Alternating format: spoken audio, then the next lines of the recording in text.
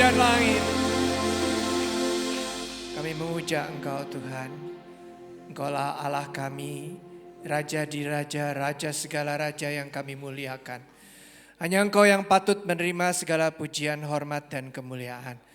Dan lebih-lebih di tempat ini di mana kami datang untuk memuja Engkau. Biarlah penghormatan dan kemuliaan hanya bagi nama Tuhan saja. Kami sungguh bersyukur akan kasih-Mu yang besar bagi kami, sehingga Engkau memanggil kami untuk bersekutu pada pagi hari ini. Dan Engkau adalah yang kami undang, yang kami rindukan dan kami harapkan. Engkau Tuhan, tapi Engkau telah berjanji bahwa di mana 2-3 orang berhimpun demi nama-Mu, Engkau akan ada di tengah kami. Kami yakin Engkau ada di tengah kami. Biarlah mata kami hanya tertuju kepadamu. Kami mau duduk di kaki-Mu mendengar suara-Mu. Mau mendengar perkataan-perkataan-Mu yang menyejukkan, yang memberi harapan, yang menghiburkan dan menguatkan. Tetapi lebih-lebih yang memuliakan nama-Mu sendiri di tengah kami.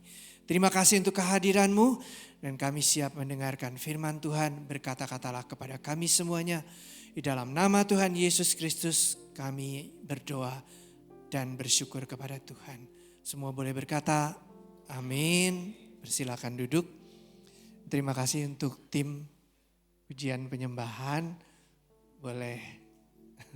Tadi saya minta kepada mereka untuk mendampingi saya mungkin 1-2 lagu. Tetapi pengajaran ini cukup sukar dan sehingga saya dan pesan Tuhan buat kita semuanya termasuk tim worship ya supaya mungkin lebih fokus mendengarkan.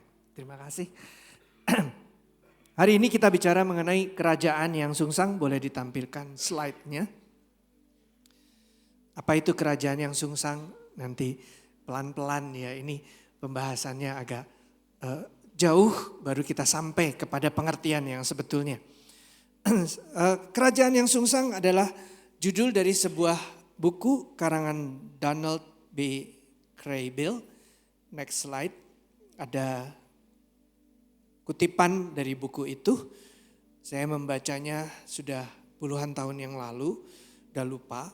Tetapi ini ada kutipan dari judul buku itu, Kerajaan yang Sungsang. Kerajaan Allah yang dihadirkan oleh Kristus memang adalah kerajaan yang sungsang. Terbalik ya. Yang terkecil menjadi yang terbesar. Yang berdosa mendapat pengampunan. Dan yang merasa diri saleh justru mendapat kecaman. Next slide. Kutipan yang kedua, kasih menggantikan kebencian. Belas kasihan menggantikan ambisi pribadi. Dorongan melayani menggantikan keinginan untuk menguasai. Saudara-saudari dapat mengerti di sini bahwa sistem kerajaan yang ada di dunia ini yang kita pahami, walaupun sekarang ini sudah berkurang ya, negara-negara yang sistem pemerintahannya adalah kerajaan, tapi kita semua mengerti, kita punya konsep tentang kerajaan itu seperti apa. Rajanya paling atas ya, seperti piramid begitu, dan yang lain semua akan berjenjang, semakin lama semakin bawah, semakin gak punya kekuasaan. Yang terakhir adalah rakyat jelata ya. Dan yang di atas itu punya kuasa dan bisa berbuat apa saja sebagai raja. Tetapi di dalam kerajaan Allah, Yesus Kristus yang adalah rajanya, itu sama sekali terbalik, sungsang. Ya. Kita akan lihat kenapa begitu. Tetapi sebelum itu mari kita lihat dulu dari mana munculnya konsep kerajaan yang salah ini. Kerajaan Allah, konsep yang salah ini munculnya mulai di Taman Eden. Next slide. Kita mengetahui ayat-ayat ini, tapi barangkali mari kita pelajari lebih jauh lagi, lebih mendalam lagi. Di Kejadian 2 ayat 18, Tuhan Allah berfirman, tidak baik kalau manusia itu seorang diri saja. Aku akan menjadikan baginya penolong yang sepadan dengan dia. Kata tidak baik bukan sekedar kurang baik ya, beda dengan kurang baik ya. Ini benar-benar tidak baik. Ketika Allah menciptakan alam semesta, mulai dari hari pertama sampai hari ke-6, dia berkata setiap hari, dia berkata, Allah melihat bahwa semua itu baik adanya. Dan bahkan di hari terakhir, di hari ke-6, dia berkata sungguh sangat baik. Manusia diciptakan dengan sungguh sangat baik. Akan tetapi bukan sempurna. Ada sesuatu yang tidak baik. dan betul-betul tidak baik, negatif. Lo, tof itu baik, lo itu tidak baik. Betul-betul tidak baik kalau manusia itu seorang diri saja. Dia memerlukan seorang penolong yang sepadan. Dalam bahasa Ibrani, Ezer Kenegdo. Ezer Kenegdo itu penolong yang sepadan. Bukan penolong yang lebih kuat, bukan penolong yang lebih tinggi, apalagi penolong yang lebih rendah, bukan. Tapi penolong yang sepadan. Artinya mereka itu saling tolong menolong sebetulnya, begitu ya. Tetapi di dalam konsep dunia sekarang ini, seringkali kaum wanita dianggap lebih rendah. Di mana-mana begitu ya. Kepercayaan-kepercayaan lain, kita bersyukur di dalam kekristenan, harkat, derajat kaum wanita diangkat. Tetapi kita melihat di kepercayaan-kepercayaan lain, wanita itu lebih rendah. Harus tunduk sama suami ya. Bahkan ada yang kalau suaminya mati, dia harus ikut mati. Ikut dibakar bersama suaminya. Bahkan ada yang mengajarkan kalau istrimu tidak tunduk, pukul aja. Tapi di dalam kekristenan tidak. Istri adalah penolong yang sepadan, setara. Tidak lebih rendah. Tapi juga jangan ada yang bilang, wah wanita itu lebih kuat dari pria. Itu juga keliru ya. Sepadan kita itu. Tidak ada yang satu menganggap yang lain lebih rendah. Kita saling tolong menolong. Di ayat 27 dari Kejadian 2, next slide-nya. Allah menciptakan manusia menurut gambarnya. Menurut gambar Allah diciptakannya dia. Laki-laki dan perempuan diciptakannya mereka. Gambar Allah itu baru komplit apabila ada laki-laki dan perempuan. Satu orang perempuan saja atau laki-laki saja tidak bisa menggambarkan Allah. Nah, di dalam kata gambar di sini sebetulnya dalam pengertian dari bahasa aslinya saya tidak cantumkan. Tapi sebetulnya bukan gambar, bukan lukisan, melainkan dalam bahasa Inggris imager. Kalau di bahasa Indonesia kan pencitra, yaitu boleh dikata seperti cermin. Ya. Jadi manusia itu diciptakan seperti cermin. Dia tuh tidak bisa menjadi gambar di luar Tuhan. Kita nih di luar Tuhan bukan gambar dan rupa Allah. Kita hanya bisa menjadi segambar dan serupa dengan Allah jika kita bergaul dengan Tuhan. Kita seperti cermin. Ketika kita menghadapkan diri kepada Tuhan, dalam doa, dalam memuji Tuhan, dalam membaca firman-Nya, itu kita memantulkan wajahnya. Kita memantulkan keserupaan dengan Tuhan. Dan ketika Adam dan Hawa diciptakan bukan langsung jadi gambar dan rupa, enggak. Dia harus bergaul dengan Tuhan, ada proses. Mungkin gambaran yang paling bagus yang bisa saya sampaikan adalah seperti kamera Polaroid. Ya, nanti kalau enggak tahu boleh cari sendiri di Google atau apa. Kamera Polaroid itu kita memfoto pemandangan atau seseorang, nanti keluar kertas film ya. Dan kalau dipaparkan ke matahari itu pelan-pelan dia akan membentuk foto, semakin lama semakin jelas ya. Saya nggak tahu kenapa zaman dulu suka dikiplik-kiplik begitu. Supaya apakah lebih cepat keluar gambarnya nggak tahu saya. Tapi pokoknya kita tunggu kira-kira 15 menit baru gambarnya cukup tajam. Itu menurut saya ilustrasi yang bagus mengenai kalau kita manusia ini yang adalah pencitranya Allah, imagernya Allah, kita berhadapan dengan Allah, maka pelan-pelan pada kita terbentuklah gambaran Allah itu. Jadi seberapa gambar dan rupa Allah terbentuk di dalam kita, itu berbanding lurus dengan seberapa banyak dan seberapa fokus kita menghadapkan diri kepada Tuhan. Bapak Ibu, semakin Anda mengambil waktu untuk bergaul dengan Tuhan, semakin citra Allah itu nampak di dalam diri kita. Semakin kita segambar dan serupa.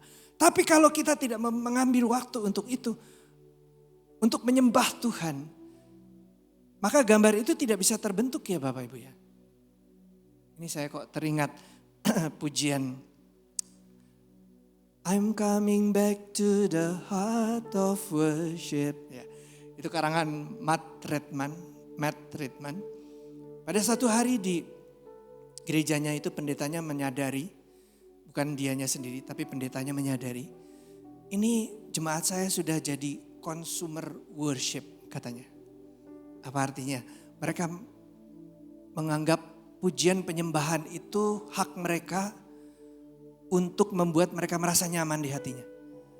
Untuk mendapatkan perasaan nikmat di batinnya. Jadi konsumen. Karena jadi konsumen berani nuntut. Wah, pujiannya gak ngangkat.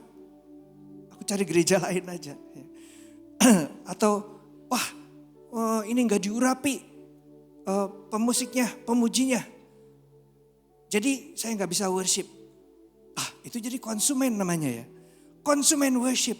Padahal worship itu apa? Saya pernah jelaskan pada hari Sabtu berapa minggu yang lalu atau bulan yang lalu.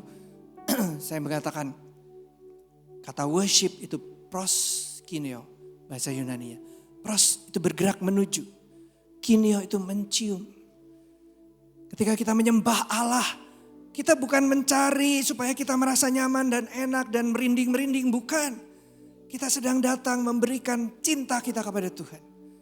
Kita menghadap Dia, mengasihi Dia. Dan dari relasi yang kasih inilah nanti kita akan menjadi manusia yang sejati. Ya, manusia yang hanya bisa menjadi citra Allah apabila bergaul erat dengan Tuhan. Itu worship yang sesungguhnya. Jadi tidak peduli musiknya kayak bagaimana, nyanyinya fals atau apapun. Yang penting kita tuh menghadap kepada Tuhan dan membuat Dia bersuka karena kita. Ketika Dia memandang kita dan Dia melihat wajahnya terpantul di dalam hidup kita, hatinya bersuka. Itu worship. Ya, itu yang dicari oleh Allah. Dan Allah baru setelah Dia menciptakan manusia yang akan memantulkan dirinya itu. Barulah Allah memberkati mereka di ayat 28. Allah memberkati mereka dan berfirman kepada mereka, beranak cuculah dan bertambah banyaklah. Berkuasalah atas ikan-ikan di laut, burung-burung di udara dan atas segala binatang melata di dunia. Inilah kehendak Allah. Inilah mandat yang diberikan kepada manusia untuk memenuhi bumi dengan apa? Dengan para penyembah Bapak Ibu. Dengan para penyembah Tuhan. Dengan para imagernya Allah. Merekalah yang menjadi duta-duta dari Allah di dunia ini. Menjadikan dunia ini baik. Oleh karena Allah terpantul dari dalam mereka. Keputusan-keputusan manusia. Pemikiran-pemikiran manusia seharusnya menjadikan dunia ini menjadi lebih baik.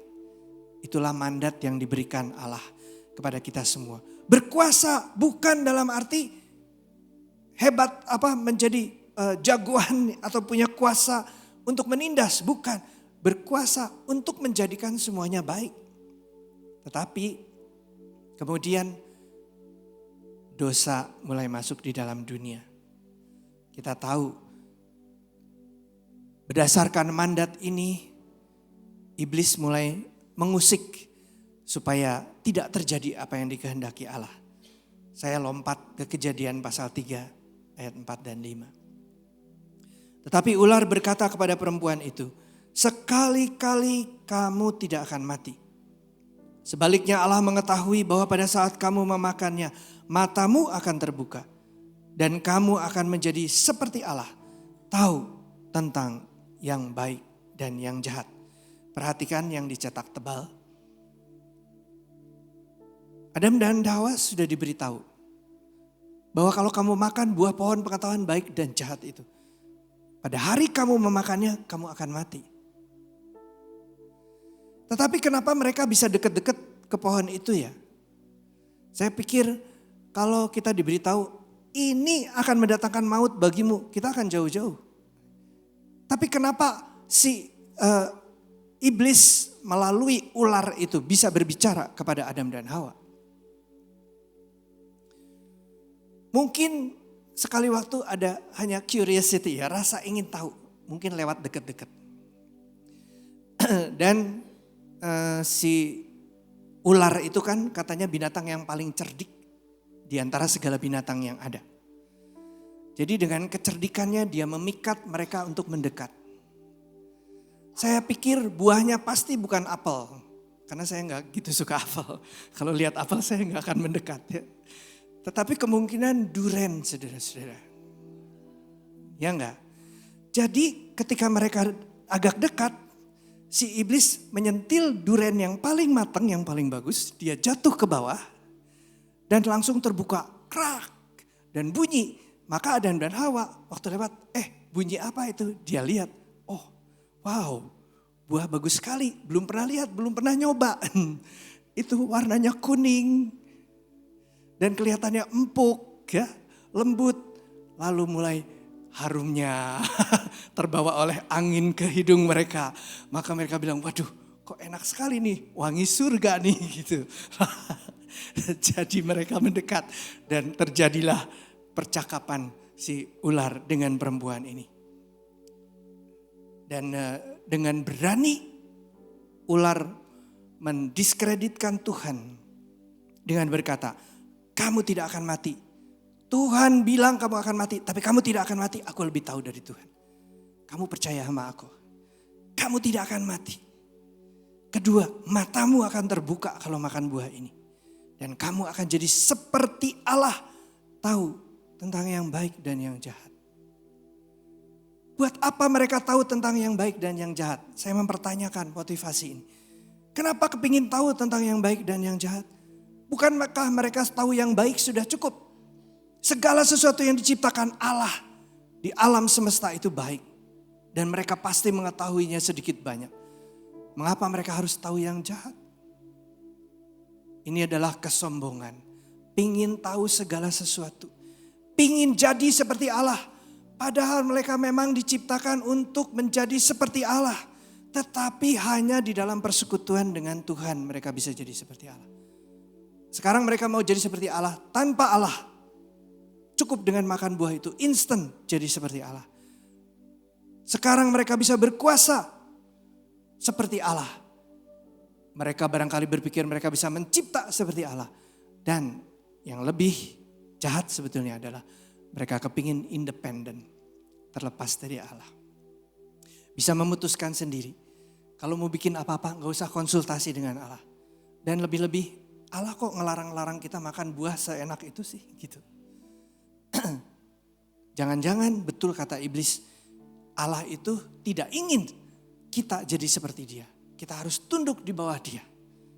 Maka ayat 6, perempuan itu melihat bahwa buah pohon itu baik untuk dimakan dan menarik untuk dipandang. Lagi pula pohon itu diminati karena memberi pengertian. Lalu ia memetik buahnya dan memakannya. Ia memberikannya juga kepada suaminya yang bersamanya dan suaminya pun memakannya. Tuhan Allah itu di Kejadian 2 ayat 9 kita membaca. Tuhan Allah menumbuhkan dari tanah berbagai pohon yang menarik dan baik untuk dimakan buahnya. Juga pohon kehidupan di tengah-tengah taman itu serta pohon pengetahuan tentang yang baik dan yang jahat. Jadi sebetulnya aneh kalau mereka tertarik soal bahwa pohon itu menarik minat dan pohon dan buahnya baik untuk dimakan. Banyak kok pohon-pohon lain. Berbagai macam. Entah ada berapa ribu spesies dari buah-buahan yang ada di alam semesta itu. Yang ada di Taman Eden yang boleh mereka nikmati. Jadi kelihatannya bukan terutama bahwa buah pohon itu baik untuk dipandang dan menarik untuk dipandang. Tetapi terutama karena diminati karena memberi pengertian. Dan akan menjadikannya seperti Allah. Bapak Ibu, saya mencoba menemukan dan ini cukup lama untuk ketemu. Apa sih yang menyebabkan Adam dan Hawa makan juga buah pohon itu? Dengan resiko mati. Kemungkinan ini, Yohanes mungkin punya jawabannya. Di 1 Yohanes 2 ayat 15 sampai 17. Next slide. Dikatakan, boleh kita baca bersama-sama? Akan ada 2 slide, kita baca bersama-sama. 1, 2, 3. Janganlah mengasihi dunia dan apa yang ada di dalamnya. Jikalau orang mengasihi dunia, kasih kepada Bapa tidak ada di dalam orang itu. Sebab semua yang ada di dalam dunia, yaitu keinginan daging, keinginan mata, dan keangkuhan hidup, tidak berasal dari Bapa, melainkan dari dunia. Dunia ini sedang lenyap dengan keinginannya. Tetapi orang yang melakukan kehendak Allah tetap hidup selama-lamanya. Perhatikan di sini dikatakan di ayat 16. Semua yang ada di dalam dunia adalah ada 3 hal ya. Ini adalah cinta dunia, keinginan daging, keinginan mata, keangkuhan hidup. Next slide, kita bandingkan. Dikatakan, next slide. Terus, ya itu. Dikatakan buah pohon itu baik untuk dimakan. Berarti apa? Pencobaannya kepada keinginan daging ya. Terus menarik untuk dipandang. Pencobaannya adalah kepada keinginan mata. Diminati karena memberi pengertian. Sekarang mengerti sama seperti Allah mengerti. Wow. Punya pengetahuan itu membanggakan ya. Makanya kita kalau wisuda itu wah luar biasa itu. Biayanya mahal pun kita jalani wisuda itu. Supaya orang tahu bahwa kita sudah magister atau doktor atau apa ya. Dengan jubah-jubahnya itu ya. Nah, itu keangkuhan hidup. Mungkin ya, saya nggak bilang semua yang wisuda itu angkuh enggak ya. Tapi itu salah satu kemungkinannya, bedanya tipis. Keangkuhan hidup kalau punya pengertian, kalau punya pengetahuan, kalau punya gelar akademik. Itu kita bisa berbangga. Keangkuhan hidup. Ketika Adam dan Hawa dicobai untuk kamu akan jadi seperti Allah, tahu yang baik dan yang jahat. Buat apa tahu yang baik dan yang jahat? Karena akan merasa bangga karena saya tahu. Jadi 3 hal ini ada pada Adam dan Hawa. Keinginan daging, keinginan mata, keangkuhan hidup. Dan ketiga-tiganya menunjukkan bahwa mereka tidak cinta kepada Bapa. Relasi mereka dengan Allah belum terbentuk. Cinta mereka kepada Bapa belum terbentuk. Atau memang belum ada. Karena jelas kalau menurut Yohanes, inilah orang yang cinta dunia. Karena mereka yang cinta dunia berarti tidak cinta kepada Bapa. Apakah Tuhan kemudian membuang mereka begitu saja? Tidak. Next slide. Yohanes 4 ayat 23 saya kira adalah gema dari Kejadian 3 ayat 9. Bapa mencari orang-orang yang menyembah Dia dengan cara demikian. Kata Tuhan Yesus kepada perempuan Samaria itu. Bapa mencari orang-orang yang menyembah Dia. Maka pada waktu Adam dan Hawa berdosa, Bapa, Putra, Roh Kudus datang ke Taman Eden dan masih mencari mereka. Tuhan Allah memanggil manusia itu dan berkata, "Di manakah engkau? Adam, di manakah engkau?" Apakah Tuhan tidak tahu di mana Adam? Tahu dong. Tetapi Dia mencari dan Dia mengizinkan mereka yang menampakkan diri. Mengizinkan mereka yang datang kepadanya. Bukan Dia bilang, nah sembunyikan. Nah enggak gitu ya. Tuhan masih mengundang mereka supaya mereka itu sadar sendiri dan datang kepadanya. Kita ini dihimbau datang kepada Tuhan Bapak Ibu Saudara-saudari. Tuhan tidak paksa kita untuk datang kepadanya.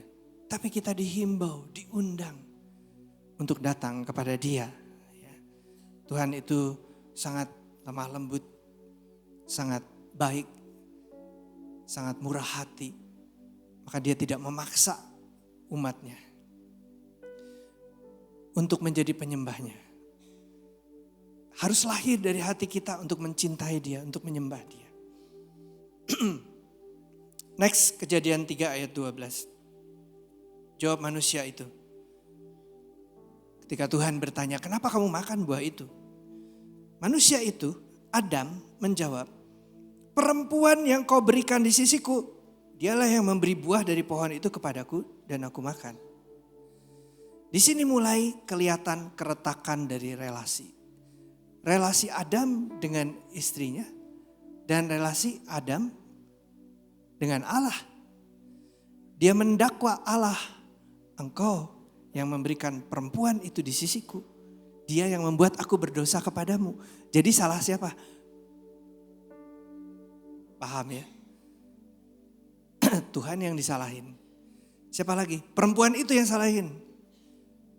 Aku makan karena dia memberikannya kepadaku. Ya,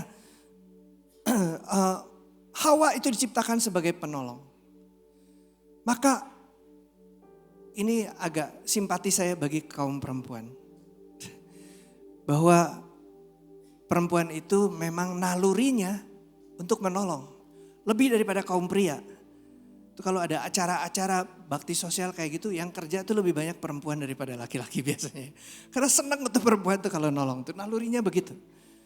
Kalau ngurus anak pada umumnya, biasanya kaum wanita, ibu yang lebih banyak ngurusin anaknya. Karena memang nalurinya untuk menolong, hakikatnya, kodratnya untuk menolong. Jadi kemungkinan buat saya sih, sebetulnya Hawa tuh bukan tidak bermaksud buruk ya. Nih kamu makan buah yang sama dengan aku, kalau mati-mati sama-sama. Aku rasa enggak gitu. Tapi dia tuh pikir, suamiku nih dapat tugas amanat dari Tuhan yang begitu berat. Untuk mengelola bumi, untuk memperbaiki bumi, untuk berkuasa atas ciptaan yang lainnya. Aku mau tolong dia. Bagaimana nolongnya? Kalau aku makan buah ini, aku akan seperti Allah tahu yang baik dan yang jahat. Aku bisa tolong suamiku. Mungkin begitu ibu-ibu? Mungkin ya, mungkin ya. Ini tafsir ya. Jadi nanti kita tanya sama Hawa. Kalau dia ada di surga loh. Semoga ada di surga, kita juga di sana bisa tanya. Hawa sebetulnya apa sih? Kenapa sih engkau berikan buah itu pada suamimu? Mungkin karena mau menolong suaminya. Dan dia pikir, kalau suamiku sekarang segera jadi seperti Allah tahu yang baik dan yang jahat. Maka pekerjaannya akan segera terlaksana dengan cepat. Bisa jadi seperti itu ya. Tetapi naluri untuk menolong itu, keinginan untuk menolong itu bisa menjadi suatu berhala. Bisa lebih dipentingkan daripada Allah. Next ayat 16. Firman-Nya kepada perempuan itu, aku akan melipat gandakan susah payahmu waktu hamil. Dengan kesakitan engkau akan melahirkan anak. Hasratmu tertuju kepada suamimu, tetapi ia akan berkuasa atasmu.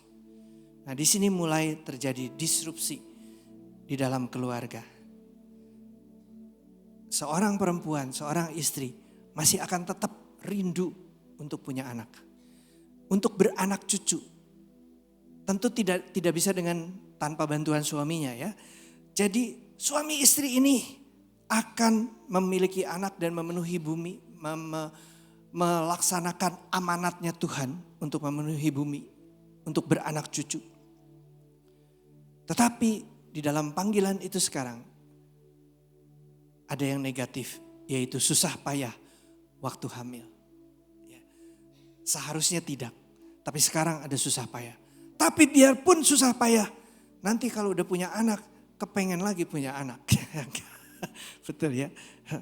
Hasratmu tertuju kepada suamimu, tetapi ia akan berkuasa atasmu. Nah, di sini mulai. Seharusnya mereka tuh bekerja sama, saling tolong menolong. Iya. Tetapi sekarang sang suami berkuasa atasnya.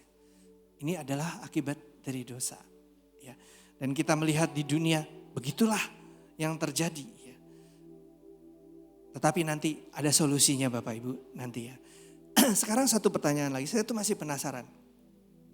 Kenapa ya mereka tuh nekat bener, sudah diancam gitu ya di antara tanda kutip. Kalau kamu makan buah ini, bukan besok, bukan tahun depan, hari ini juga kamu mati. Kok ya gak takut sama Tuhan? Kok berani mati gitu ya? Ini baru beberapa hari lalu saya ngerti ketika saya membaca kisahnya Rahel di Kejadian pasal 30. Kita akan membaca sampai ayat 4, Kejadian pasal 30. Boleh, next slide. Next slide. Kejadian 30. Ya. Ketika Rahel melihat bahwa ia tidak melahirkan anak bagi Yakub, ia cemburu kepada kakaknya. Lalu kata Rahel kepada Yakub, "Berikan aku anak, kalau tidak aku akan mati." Bangkitlah amarah Yakub terhadap Rahel dan ia berkata, "Apakah aku ini Allah yang menghalangi engkau memperoleh buah rahim?" Kejadian 30 ayat 3, next slide. Kata Rahel, "Ini Bilha budakku, hampirilah dia, supaya ia melahirkan anak di pangkuanku, dan supaya melalui dia aku pun mempunyai keturunan." Lalu ia memberikan Bilha hambanya itu kepada Yakub sebagai istri, dan Yakub menghampiri hamba itu. Rahel mau menolong Yakub untuk punya anak. Tapi dia begitu berambisi untuk punya anak sendiri. Lea sudah punya 6 anak atau 7 anak pada waktu itu. Dan dia belum punya anak satupun. Padahal Yakub itu jatuh cintanya kepada Rahel. Ya, sampai dia rela kerja 14 tahun kepada mertuanya demi untuk boleh menikahi Rahel. Tapi Rahel gak punya anak. Tuhan menutup kandungannya, dikatakan demikian. Dan Rahel mau ambil apa yang menjadi kehendaknya itu dengan cara paksa. Dia cemburu kepada Lea dan dia suruh Yakub untuk menggauli Bilha supaya memperoleh anak dari budaknya itu. Dan itu aturan biasa di zaman itu, memang anak-anak budak menjadi anak dari majikannya. Ya, menjadi milik majikannya. Tetapi bukan itu cara Tuhan. Dan dia berkata begini kepada Yakub di slide sebelumnya tadi. Berikan aku anak, kalau tidak aku akan mati. Pernahkah di antara Anda, adakah di antara Anda yang pernah berkata begitu? Kepada diri sendiri atau kepada orang lain atau kepada Tuhan. Beri aku ini, kalau tidak aku mati. Lebih baik aku mati. Ada salah satu tersangkanya di depan saudara. Saya juga pernah. Tuhan, kalau engkau tidak jawab doaku, lebih baik aku pulang saja. Tuhan pun digituin Bapak Ibu. Ini ayat ini menampar saya. Sadar enggak? Kita begitu menginginkan sesuatu lebih dari Allah. Artinya apa? Berhala. Sampai kita enggak takut mati. Mendingan mati daripada tidak memperoleh ini dan itu. Di negeri antah berantah di planet lain. Ada orang-orang yang karena patah hati bunuh diri. Patah hati bunuh diri. Ya kan? Kenapa? Itu berarti pacarnya atau orang yang dia inginkan itu melebihi Allah. Dia lebih rela mati daripada enggak mendapatkannya. Saya paham kalau ada yang patah hati 3 hari enggak bisa ngapa-ngapain. 10 hari enggak bisa ngapa-ngapain karena patah hati. Tapi kalau udah setengah tahun, udah setahun, bahkan bertahun-tahun, move on dong gitu. Masa sih gitu. Emangnya cuma satu itu perempuan di dunia, cuma satu itu laki-laki di dunia? Enggak dong. Gitu. Siapa tahu Tuhan justru sediakan yang lebih baik, ya enggak? Tapi saking buteknya pikiran, terus aku lebih baik mati kalau tidak menikah dengan dia. Tapi mungkin ada hal-hal lain juga yang kita inginkan, lebih daripada kehendak Tuhan bagi kita. Sedemikian kita ngancam Tuhan. Tuhan, kalau engkau enggak berkati aku enggak ke gereja lagi. Wis, ora gerejo-gerejonan. Itu sudah berhala ya. Hal yang kita minta, kita inginkan lebih daripada Tuhan. Itulah berhala kita. Dan begitu rupa kalau sudah jadi berhala, dikuasai pikirannya. Mendingan mati daripada tidak memperolehnya. Maka saya pikir Adam dan Hawa, apakah mereka hanya dalam percakapan segitu aja kemudian jadi gak percaya sama Tuhan? Mungkin percaya, tapi mereka mau ambil resiko. Aku lebih baik mati daripada tidak menjadi seperti Allah. Barangkali seperti itu. Inilah bahayanya penyembahan berhala Bapak Ibu. Bahayanya kita punya berhala. Berhala itu bisa memang benda atau seseorang. Tetapi bisa juga sesuatu yang abstrak. Misalnya kehormatan. Ada negara di dunia ini yang tingkat bunuh dirinya sangat tinggi. Itu dari orang tua sampai anak-anak. Dan apa yang membuat mereka bunuh diri? Penyebab terutama adalah kehormatan. Kalau seorang jenderal kalah perang, daripada menghadapi rasa malu karena tidak bisa membuat negaranya menang, dia akan bunuh diri. Kalau seorang anak yang seharusnya dia mendapatkan prestasi yang baik di sekolahnya, tapi tidak bisa, daripada malu kepada orang tua dan kepada teman-temannya, lebih baik bunuh diri. Jadi kehormatan telah menjadi berhala. Bapak, Ibu, saudara-saudari, satu ketika kita perlu introspeksi, minta Roh Kudus terangi hatiku. Apa yang menjadi berhalaku? cirinya gampang. Kalau kita bilang, aku lebih baik mati daripada tidak memperoleh ini. Itulah berhalamu. Kalau begitu harus cepat bertobat ya Bapak Ibu ya. Jangan sampai bunuh diri. Bunuh diri itu dosanya dua, membunuh. Dan yang kedua, menyembah berhala. Makanya kalau kita bilang, yang bunuh diri itu pasti masuk neraka. Ya saya kira ada benernya itu ya. Paling tidak dua alasan itu. Nah mari kita melihat tentang kerajaan yang sungsang. Markus 10, slide berikutnya. Di bulan yang lalu Pak Yoel berkhotbah dari teks Matius 20, itu ceritanya hampir sama dengan yang ini. Kita baca dulu. Markus 10 ayat 35 dan seterusnya sampai ayat 45. Lalu Yakobus dan Yohanes anak-anak Zebedius mendekati Yesus dan berkata kepadanya, Guru, kami ingin engkau melakukan apapun yang kami minta dari engkau. Jawabnya kepada mereka, apa yang kamu kehendaki kuperbuat bagimu? Lalu kata mereka, perkenankanlah kami duduk dalam kemuliaan-Mu kelak, seorang di sebelah kananmu dan yang seorang lagi di sebelah kirimu. Namun kata Yesus kepada mereka, kamu tidak tahu apa yang kamu minta. Dapatkah kamu meminum cawan yang kuminum atau dibaptis dengan baptisan yang kuterima? Jawab mereka, kami dapat. Yesus berkata kepada mereka, memang kamu akan meminum cawan yang harus kuminum dan akan dibaptis dengan baptisan yang harus kuterima. Namun hal duduk di sebelah kananku atau di sebelah kiriku, aku tidak berhak memberikannya. Tempat itu untuk orang-orang yang telah ditentukan. Mendengar hal itu ke-10 murid yang lain menjadi marah kepada Yakobus dan Yohanes. Lalu Yesus memanggil mereka dan berkata, kamu tahu bahwa mereka yang dianggap sebagai pemerintah bangsa-bangsa bertindak sebagai tuan atas rakyatnya dan para pembesarnya bertindak sewenang-wenang atas mereka. Tidaklah demikian di antara kamu. Siapa saja yang ingin menjadi besar di antara kamu, hendaklah ia menjadi pelayanmu. Siapa saja yang ingin menjadi yang pertama di antara kamu, hendaklah ia menjadi hamba untuk semuanya. Ayat terakhir, karena anak manusia juga datang bukan untuk dilayani, melainkan untuk melayani dan untuk memberikan nyawanya menjadi tebusan bagi banyak orang. Bapak Ibu, di teks yang sejajar dengan ini di Matius pasal 20, itu disebutkan tentang ibu dari Yakobus dan Yohanes ya, yang menghadap kepada Tuhan Yesus. Nah ini mungkin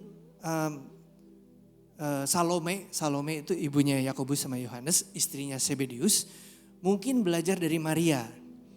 Dia mendengar tentang mujizat di Kana itu ketika Maria mendekati Tuhan Yesus, lalu pelayan-pelayan di sana pada nurut gitu ya, untuk menuangkan air ke bejana yang sebetulnya untuk air pembasuhan kaki.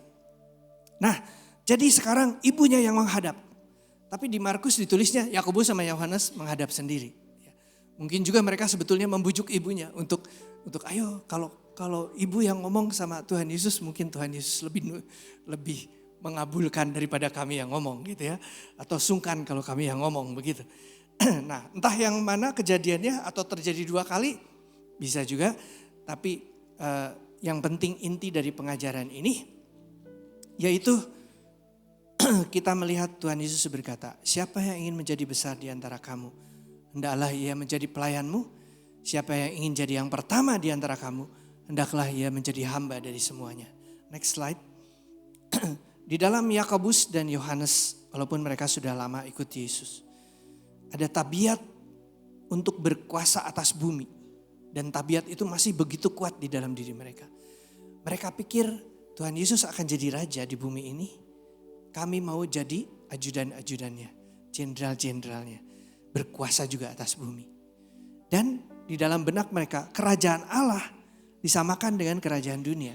Nah ini konsep yang salah tentang kerajaan Allah. Mereka pikir kerajaan Allah, kerajaan Yesus Kristus sama dengan kerajaan dunia.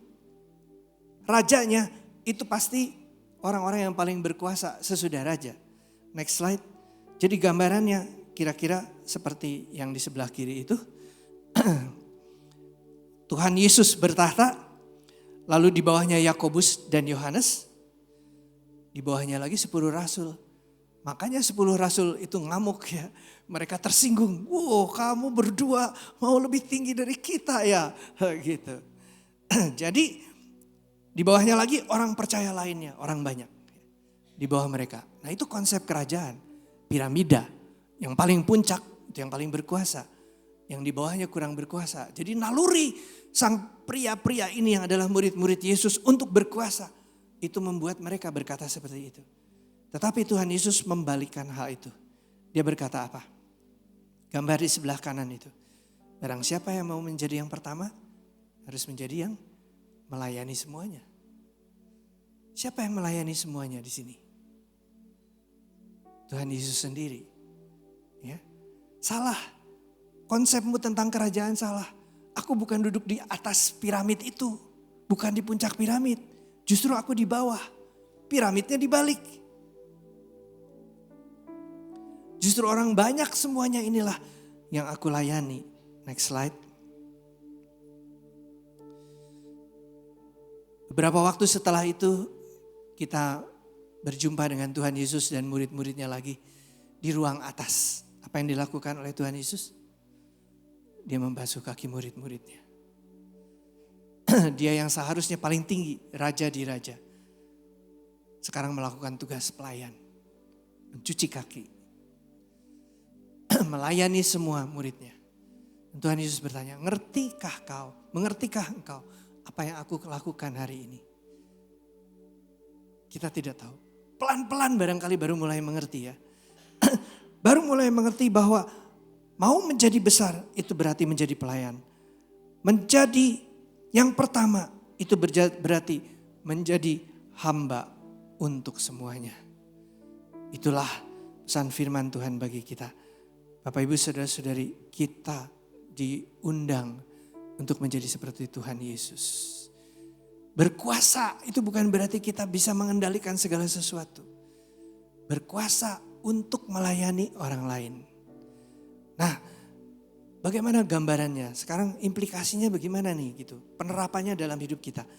Saya pikir naskah yang bagus untuk kita baca, maksudnya teks yang bagus untuk kita baca adalah di Efesus 5 ayat 21 sampai dengan 33. Ya, ini sebetulnya tentang suami istri ya, tapi kita bisa melihat lebih luas di sini. Tunduklah seorang kepada yang lain di dalam takut akan Kristus.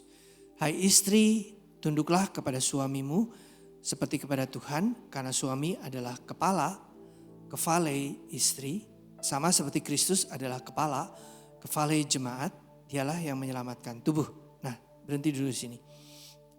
Kalau Anda punya terjemahan baru yang edisi pertama 1974, itu judul perikopnya akan ada di atas ayat 22.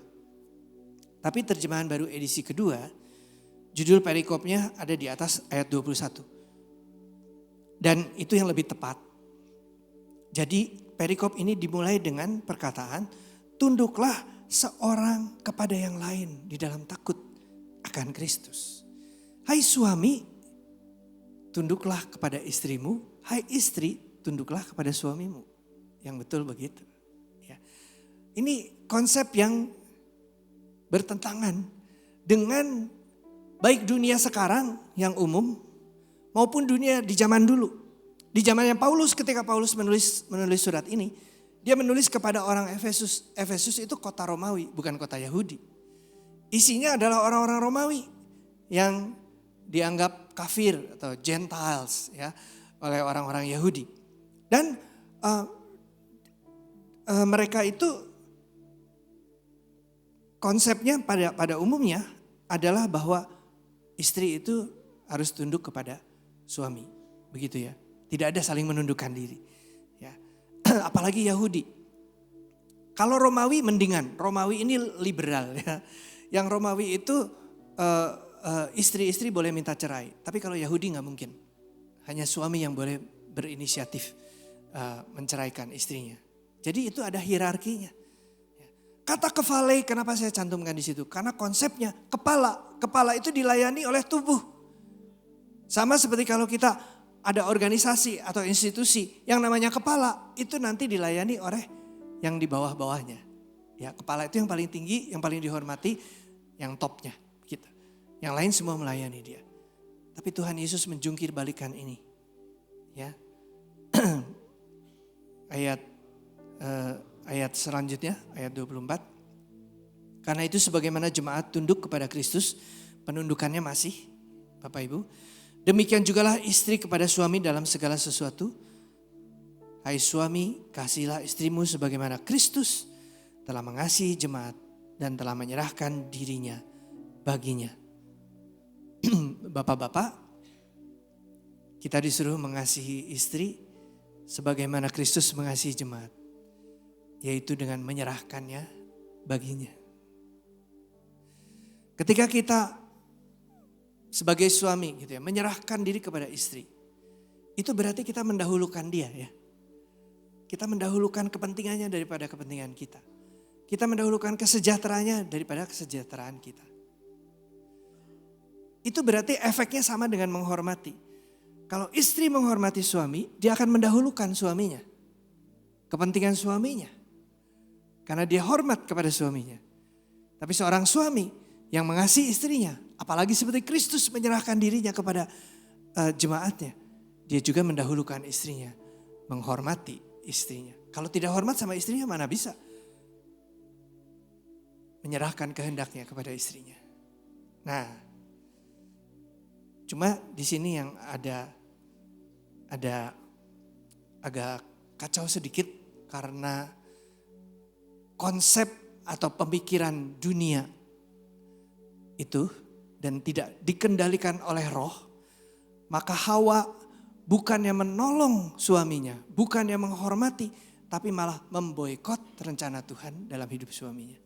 Rahel kepada Yakub, Sarah kepada Abraham, membuat rencana Tuhan terganggu oleh karena saking mereka bernafsunya menolong, tapi tidak menghormati suaminya. Ya, jadi ini krusial sekali Bapak Ibu, bahwa kita tidak menempatkan diri kita melampaui orang lain, tetapi selalu menempatkan orang lain melampaui diri kita. Saling menghormati. Kristus saja menghormati jemaatnya. Kenapa kita tidak bisa menghormati orang lain? Kenapa suami mau berkuasa atas istrinya dan tidak menghormati dia? Kenapa istri tidak mau menghormati suaminya dan membangkang kepada suaminya? Itu bukan sifat Kristus ya. Terus kita teruskan. 26. Untuk menguduskannya sesudah ia menyucikannya dengan air dan firman.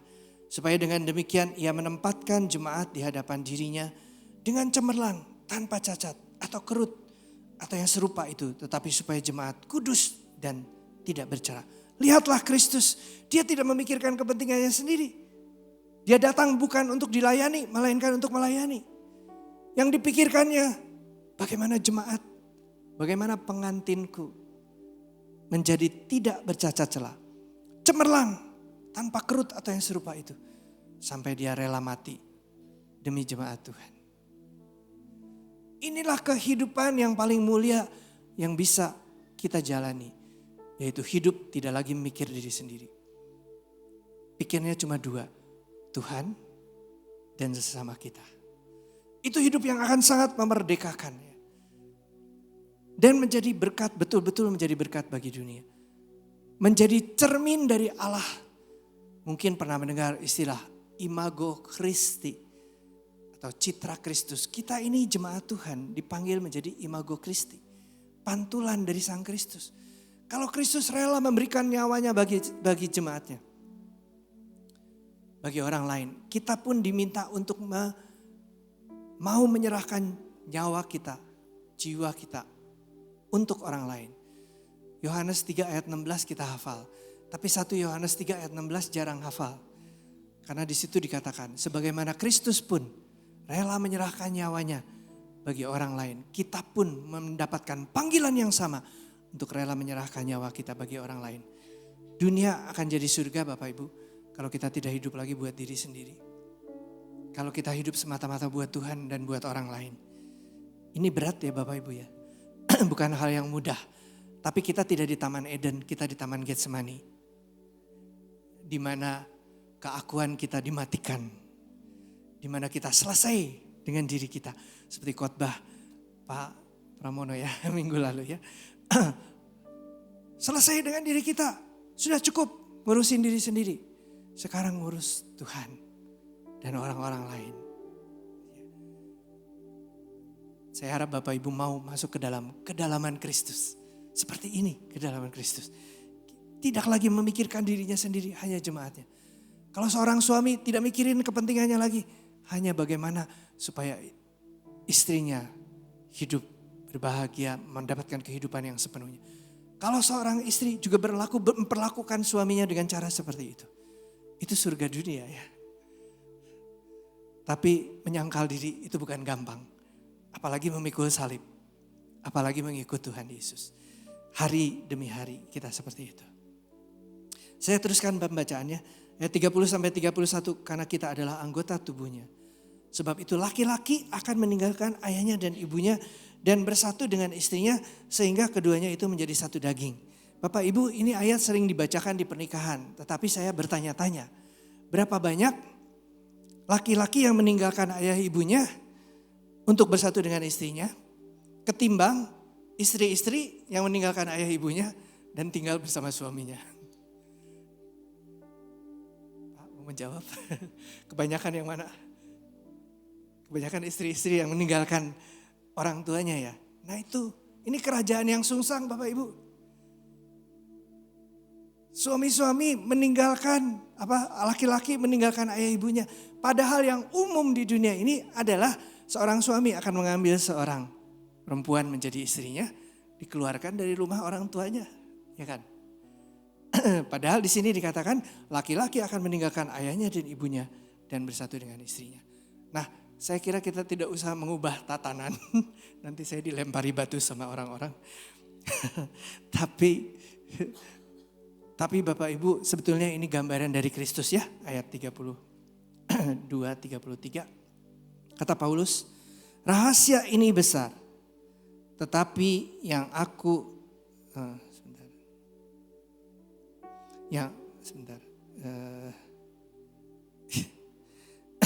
rahasia ini besar, tetapi yang aku maksudkan ialah hubungan Kristus dan jemaat. Jadi ini adalah hubungan Kristus dengan jemaat. Kristus meninggalkan Bapaknya, meninggalkan surga untuk kita jemaatnya. Bukan kita yang meninggalkan dunia untuk ke surga. Nanti. Tetapi yang nomor satu terjadi adalah Kristus meninggalkan Bapaknya untuk kita. Jadi ini semua gambaran tentang Kristus. Ya. Gambaran tentang Kristus yang diberikan kepada kita. Hari ini saya kira kita semua mendapat undangan dari Tuhan untuk lebih dalam mengalami kedalaman Kristus. Itu istilahnya Madame Guyon, mengalami kedalaman Kristus. Ya. Artinya mengerti rahasia-rahasia Kristus. Dan ini rahasia yang besar. Bagaimana Kristus yang adalah Raja di Raja justru turun dari surga untuk kita semua. Dia melupakan kepentingannya demi kepentingan kita. Dia melupakan dirinya untuk kita semua. Marilah kita meneladani hal itu. Ada 3 hal yang bisa kita kerjakan. Slide terakhir. Waspadalah terhadap segala berhala. Kedua, hiduplah untuk Tuhan Allahmu. Ini slide yang terakhir ya. Dan yang ketiga, hiduplah demi sesamamu. Itulah kerajaan yang sungsang. Dan kalau kita melaksanakan 3 hal itu, menurut saya kerajaan Allah gak jauh-jauh akan menjadi kenyataan di dunia ini. Amin Bapak Ibu. Mari kita bangkit berdiri. Kita nyanyikan satu pujian. Kasihmu tiada duanya. Kita semua bersalah dalam 1-2 hal. Kalau Anda merasa ditegur firman Tuhan, itu karena Tuhan mengasihi kita ya. Saya juga ditegur duluan. Tetapi kasih Kristus tidak membiarkan kita, tidak menghukum kita. tetapi menerima diri kita apa adanya. Mari kita menghadap Dia lagi.